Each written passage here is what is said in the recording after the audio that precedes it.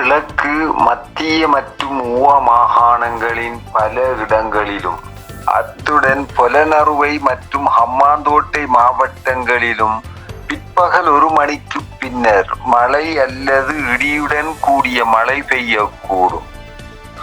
ஊவா மாகாணத்தின் சில இடங்களில் 50 மில்லிமீட்டரிலும் கூடிய ஓரளவு பலத்த மழை பெய்யலாம் என எதிர்பார்க்கப்படுகின்றது.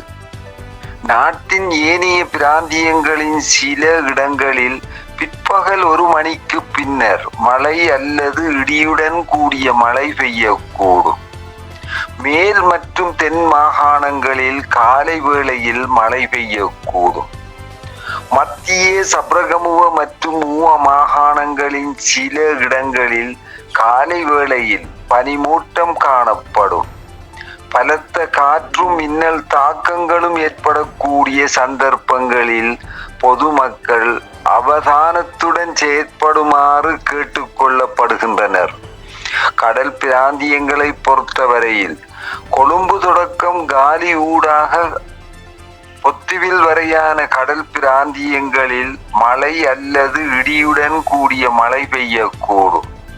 நாட்டை சூழவுள்ள ஏனைய கடல் பிராந்தியங்களின் சில இடங்களில் மாலை அல்லது இரவு வேளைகளில் மழை அல்லது இடியுடன் கூடிய மழை பெய்யக்கூடும். கடல் பிராந்தியங்களில் மணித்தியாலத்துக்கு 25 முதல் 35 கிலோமீட்டர் வேகத்தில் தென்மேற்கு திசையில் இருந்து அல்லது மாறுபட்ட திசைகளில் இருந்து காற்று வீசும். மாத்தறை தொடக்கம் ஹம்பாந்தோட்டை ஊடாக பொத்துவில் வரையான கடல் பிராந்தியங்களில் மணித்தியாலத்துக்கு 45 கிலோமீட்டரிலும் கூடிய வேகத்தில் அடிக்கடி காற்று அதிகரித்து வீசக்கூடும். இவ்வாறான சந்தர்ப்பங்களில் இக்கடல் பிராந்தியங்கள் ஓரளவு கொந்தளிப்பாக காணப்படும்.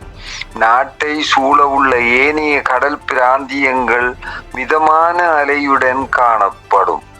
ஆனால் இடியுடன் கூடிய மழை பெய்கின்ற சந்தர்ப்பங்களில் பலத்த காற்று வீசுவதுடன் அவ்வேளைகளில் கடல் பிராந்தியங்கள் தற்காலிகமாக மிகவும் கொந்தளிப்பான நிலையில் காணப்படும்.